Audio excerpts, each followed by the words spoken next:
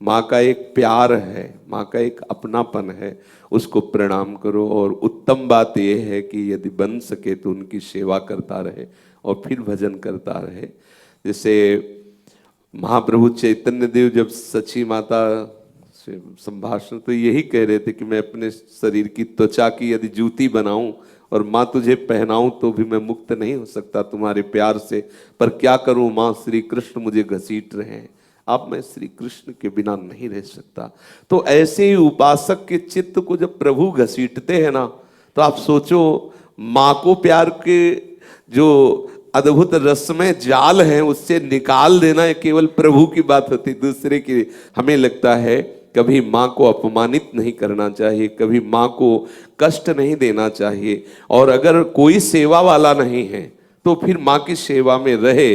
और जब ऐसी व्याकुलता है कि कुछ नहीं दिखाई देती तो जो जगत प्रभु पिता प्रभु हैं वो माँ को संभाल लेंगे। जैसे भगवान शंकराचार्य के और कोई संभालने वाला नहीं, केवल माँ ही थी और वृद्धा माँ।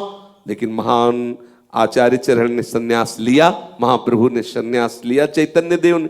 एक ऐसी स्थिति हृदय में पीड़ा होती है जो किसी का प्यार उसे रोक नहीं सकता, वो प्रभु की तरफ से। फिर ये क्या होता है वो फिर विश्वम्भर भगवान संभालते हैं। लेकिन मुझे लगता है जब तक ऐसी स्थिति ना हो तब तक माँ और पिता इनकी आराधना करनी चाहिए, सबको करनी चाहिए। सच्ची मानी भगवान ही इनके रूप में है, इनका प्यार, इनका दुलार, इनका आशीर्वाद। एक दिन एक माँ के दर्शन हुए जो हाल में ही बच्चे को प्रकट करने वाली, उसकी दशा देख के लगा कि ये माँ को कष्ट होता है, झुकना नहीं हो सकता, चलना नहीं हो सकता, कैसे वो हमें 9 महीने गर्भ में रखा और मेरे लिए इतने बड़े पेट को फड़वाया, ऑपरेशन करवाया, या कितना भयंकर कष्ट सा मेरे लिए मलमूत्र धोए, क्या क्या किया। अगर हमारी बुद्धि काम कर रही हो, भगवान ऐसी स्थिति ना लाए हो वैराग्य की कि अब कुछ सुहाई नहीं, इसमें तो फिर सब खत्म, इसमें तो फिर प्रभु संभालते हैं सब। नहीं तो चाहिए माता पिता को भगवान के समान आराधना करे, भगवत भाव से खूब भजन करते हुए माता पिता की सेवा करे। प्रणाम है माता पिता को जिन्होंने इस शरीर की सुरक्षा, व्यवस्था, पालन पोषण के लिए ही अपनी सारी वृत्ति लगा दी, सारी वृत्ति लगा दी। वो माता पिता पूजनीय है, वंदनीय है। भगवान भी जब अवतार लेते हैं तो प्रातः काल उठ के रघुनाथा, मात पिता गुरु ना वही माथा। पंडित रामकृष्ण बाबा अपने ब्रज के रसिकों के मुकुटमणि हैं।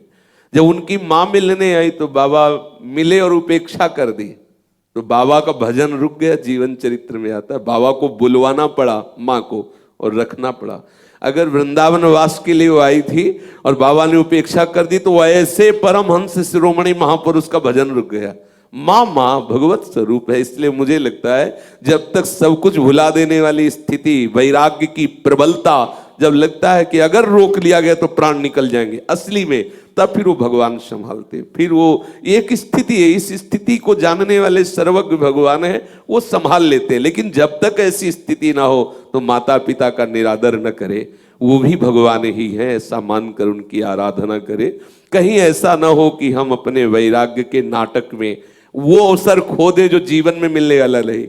माता पिता की आराधना भी भगवत आराधना ही है और ये भगवान ने प्रमाणित करके दिखा दिया। आज भी विट्ठल भगवान के रूप में विराजमान है, यही दिखाने के लिए कि माता पिता की आराधना का क्या फल है, दिखा दिया। वो कई बार चर्चा में आया है। इसलिए हम प्रार्थना करेंगे कि माता पिता का आदर करें, उनकी आज्ञा पालन करें।